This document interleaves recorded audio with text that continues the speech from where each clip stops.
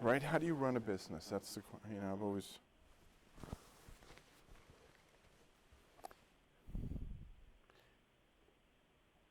Are we ready?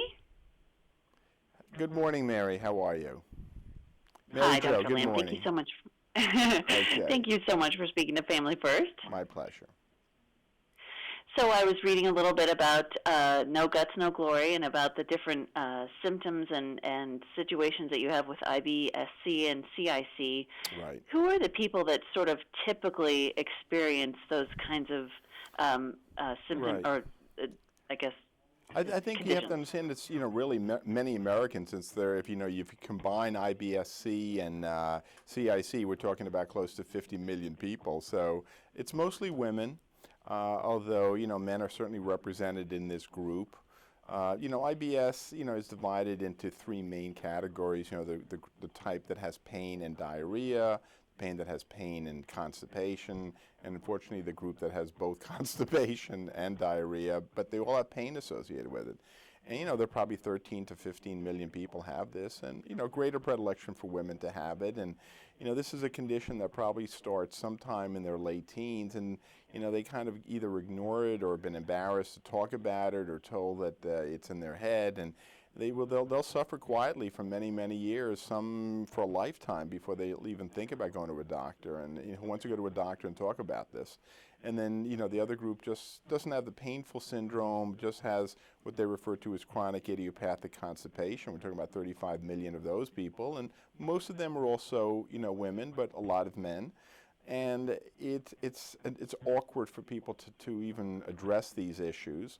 And I think that the point of both my book and what this tour is all about is to raise awareness that people don't really have to suffer in silence anymore. They're not expected to have to make their own diagnosis by either reading my book or going on the web, but rather if you have a disorder in your gut, and I call the gut because it involves so many different beautiful organs, the solid organs and hollow organs like your liver and your intestines.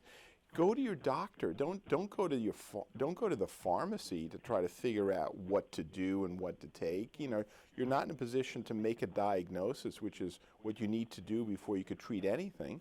And the good news is that there are actually some newer, pharmaceuticals that the FDA has believes actually works for both IBS-C and chronic idiopathic constipation. One, for example, is called Linzess, Linzess, and these are prescription items, so it's not something you can buy over the counter, and it may not be for everybody, and you need to have some dose adjusted, and of course every drug has potential side effects. So I'm not telling you just take a medicine and forget about lifestyle, but this may be something you can incorporate with your lifestyle changes, which should be part of the treatment of any condition that you have.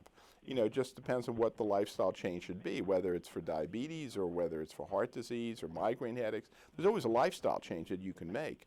But for irritable bowel and for chronic constipation, lifestyle is critical because of the fact that what you're putting into your mouth is under your control and affects the function of your colon and intestine more than almost anything else. So the combination of lifestyle changes, go to your doctor, maybe this new prescription item, Linzess, may be helpful for you, but there's no reason to suffer in silence. You don't have to live a life of quiet desperation, so that's really the purpose of this whole, discussion.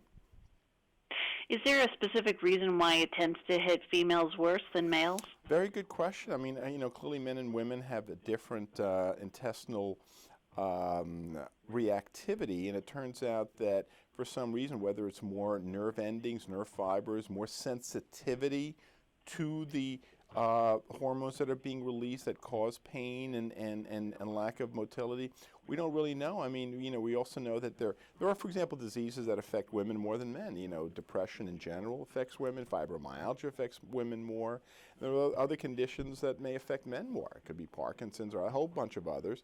It depends really on the organ system and the sensitivity of that organ system to external forces. Mm-hmm. Does it have to do, I know you have a note here about food potentially. Does it have to do with diet and anything with gluten and things like that we hear a lot? Absolutely. I mean, the selection of foods is probably has the greatest single influence on your health in general. Okay, I mean, the nutrient value of the foods you eat is the greatest determinant of how healthy anybody's going to be. But it turns out that even healthy foods, okay, may for some individuals create a problem. For example, 70% of adults are intolerant of milk products, all right? They can tolerate it when they're very, very young, but as they get older, they lose the enzyme that it's involved. A growing number of individuals are intolerant for gluten, all right?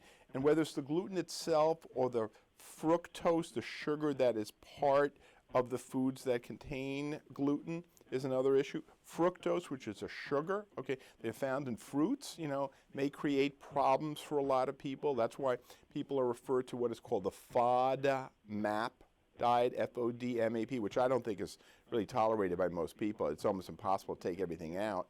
But there's no question that the nutrients, the foods, play a critical role, all right, for irritable bowel syndromes, chronic constipation, eating erratically, not having enough fiber in your diet. I mean, we all suffer from that as Americans. But, all of a sudden you go from no fiber to 50 grams of fiber, you're going to have trouble. So whatever changes you make, you want to make gradual. And once again, I just wanted to remind you that if you do go to the doctor, the newer medicines are really approved for adults. They're not yet approved for children under 17. So, that's important. But there's no reason that you need to suffer quietly for so many years. And that's really why would you want to have this condition for 10 years without going to a doctor? It just doesn't make sense to me. It's interesting that you said that about milk, because we're just so programmed as Americans that you got to drink milk and it's going to build strong bones. Literally 70% of Americans don't digest it. That's a lot. And that's the science. I mean, sure those aren't made up statistics. I mean, look it up. Look up lactase deficiency. You'll see. Lactase. That's the enzyme that's required to break down milk. Are there any other sort of superfoods or anything that you would recommend for better gut, like probiotics or anything like that? Well, I think that if you read my book, I'm a huge fan of probiotics. I think that this is just hitting the tip of the iceberg. I think that we have trillions of bacteria in the colon. They got to be doing something, and they're involved with metabolism. They're involved with communication with the brain. There's a reason we have trillions of bacteria. They're part of the immune system. And I think that it's almost like we're deforesting them. It's like we're destroying them because of the foods that we ingest aren't feeding these poor bacteria well. We take all these antibiotics for viral illnesses for no reason. The foods are processed are probably killing these bacteria.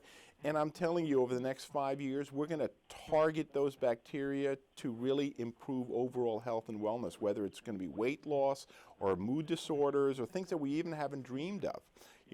These bacteria in the colon are going to play a vital role, in my opinion. Awesome! I love that, deforesting. That's a great one. We That's think what about we're killing doing. trees, but we're killing the good bacteria. You know why I thought of that? Because it's an ecosystem. We have an ecosystem, and we're disrupting the balance, and that's what we're doing by how we eat. That was why I created that analogy for you. Very good, very good. Well, thank you so much for speaking to Family First, and we really appreciate it. Thank you. My pleasure.